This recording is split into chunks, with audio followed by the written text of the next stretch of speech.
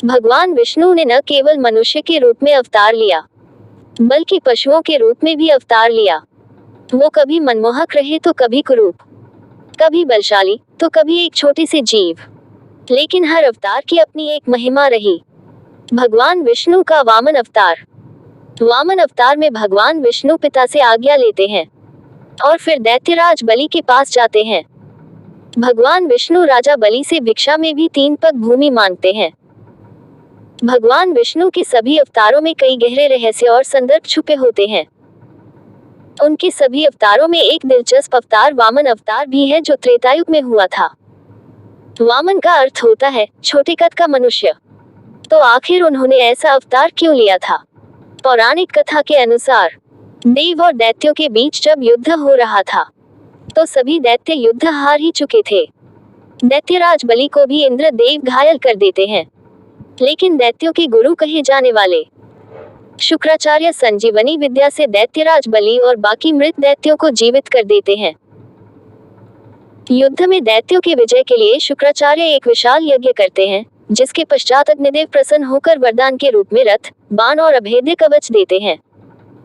अग्निदेव से प्राप्त किए शस्त्रों के कारण दैत्य अत्यधिक शक्तिशाली हो जाते हैं और वे अपनी विशाल सेना के साथ अमरावती पर आक्रमण कर देते हैं। देवराज इंद्र अब जानते थे कि दैत्य अब इतने शक्तिशाली हो चले हैं कि वो स्वर्ग भी जीतने में सफल हो सकते हैं। इसलिए वो डर के मारे भगवान विष्णु की शरण में पहुंचते हैं। इंद्रदेव की समस्या को सुन भगवान विष्णु उन्हें सहायता करने का आश्वासन देते हैं। विष्णु जी इंद्र से कहते हैं कि वे वामन के रूप में अदिति के गर्भ से पृथ्वी पर अवतार लेंगे और फिर दैत्यों का उपाय करेंगे। इंद्र को भगवान विष्णु की बात सुनकर थोड़ी राहत मिलती है, लेकिन इधर दैत्यराज बलि देवों को पराजित कर देते हैं।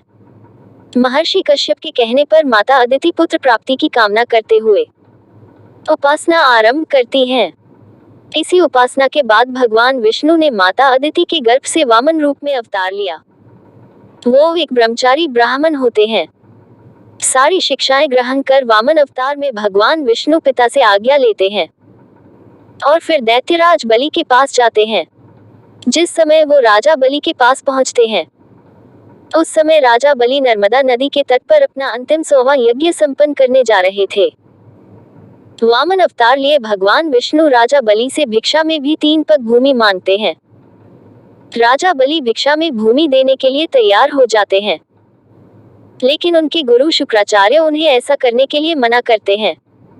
राजा बलि अहंकार में थे, इसलिए उन्होंने गुरु की बात नहीं सुनी। उन्हें लगा कि कोई 3 पग में कितनी भूमि नाप लेगा और उसमें भी यह वामन है, इसके कद तो वैसे भी छोटे होंगे। वो सबके मना करने के बावजूद भगवान विष्णु के वामन अवतार को 3 पग भूमि दान में देने का वचन दे देता है। अब भगवान के अवतार का असली खेल शुरू होता है। वो अपना पहला पग उठाते हैं तो एक पग में स्वर्ग लोक नाप लेते हैं। जब दूसरा पग उठाते हैं तो संपूर्ण पृथ्वी नाप लेते हैं। अब उनके पास तीसरा पग रखने के लिए कोई स्थान ही नहीं बचता।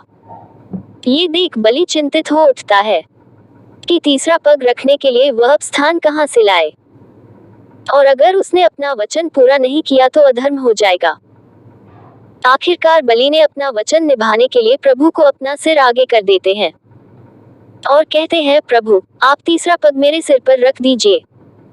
भगवान विष्णु ऐसा ही करते हैं। बलि की वचनबद्धता देख भगवान विष्णु अत्यंत प्रसन्न होते हैं और पाताल लोक का स्वामी बना देते हैं और देवराज इंद्र को उसका स्वर्ग भी लौटा देते हैं।